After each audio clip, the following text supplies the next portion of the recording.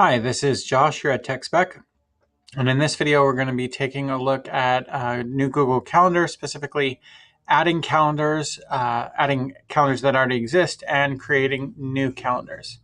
So if we pop over to our Google Calendar, we'll notice we have up here, add a coworker's calendar, and then there's a plus sign. So if I'm going to add a coworker's calendar, for example, all I have to do is start typing their name, and then the correct person theoretically comes up in the directory. However, there is this plus sign, and we can do several things here. We can create a new calendar, which I'll cover in a bit, but we can also look at calendars of interest, bring in things from URLs. Sometimes when you're going to an event or a conference, they give you a URL for the calendar. If you're using Google Calendar, you can just bring it in from the URL, which looks like a very long web link. Calendars of interest, however, are pre-made calendars by Google. And you can see here, they have lots of different things on them. So you can add certain religious calendars, religious holiday calendars. If you or your family are from another country, they have under regional holidays, they have all sorts of calendars. And then, for example, then there's sports calendars. So for example, if we go into baseball, and you see it's not just Major League Baseball, but baseball from around the world, or that's basketball rather, from around the world. Baseball from around the world, you have all these different leagues, and then you can pick a team. So I'm going to pick my team, and the calendar's added.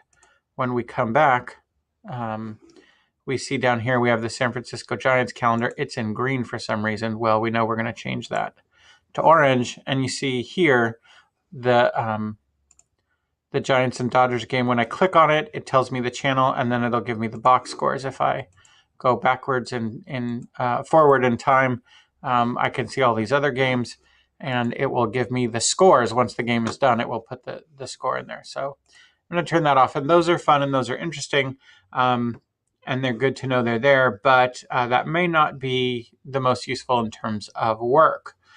So a new calendar would be, why would we create a new calendar? Well, maybe we're going to have things on our calendar that are for resources, like maybe computer carts or something that's going to be lent out over a district or over a whole school. And we don't want that on our own personal calendar. We want it on another resource calendar, which we're then going to share to everyone at a school site or the district. So I'm going to call this robotics blending. And we're going to click, I would be the owner, this is the organization, and we click create calendar. Now, you see it says creating calendar and calendar creation in process. And then it says successfully created. And then we would go into configure. And now I have all the different things I would want here. So for starters, I would want to make this available in the district with all events and details. And I might want to add Ben and George, my TOSAs, so that they can add events if they need to. And then I'm going to click send. So all the permissions are set, and now I can share this calendar with other people.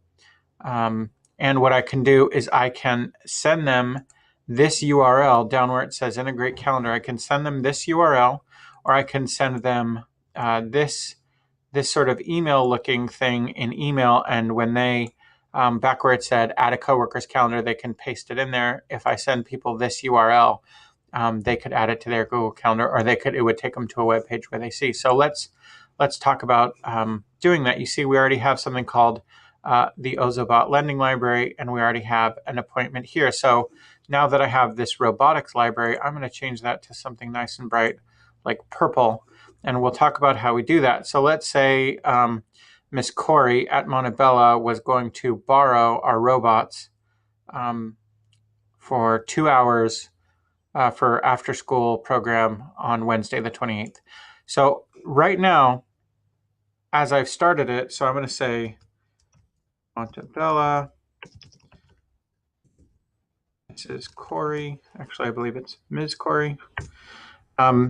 this is going to put this on my calendar, but that's not where I want it. So I can click on this drop down where my name is, and then I can switch to all the places that all the calendars I'm allowed to write on.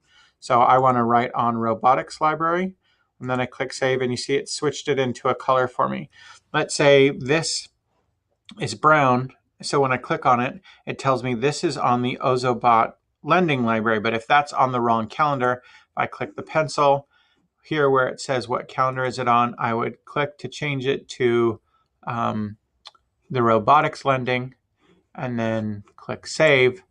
So that's how you create a new calendar. How you add to it, you've got to create it like it's a new thing and then switch as you're going, or how you can switch events from one calendar to another in case you've written them onto the wrong calendar. So there you are. That's subscribing to calendars of interest and creating a new calendar and sharing it in new Google Calendar. Hope that answers some questions for you, and happy Googling.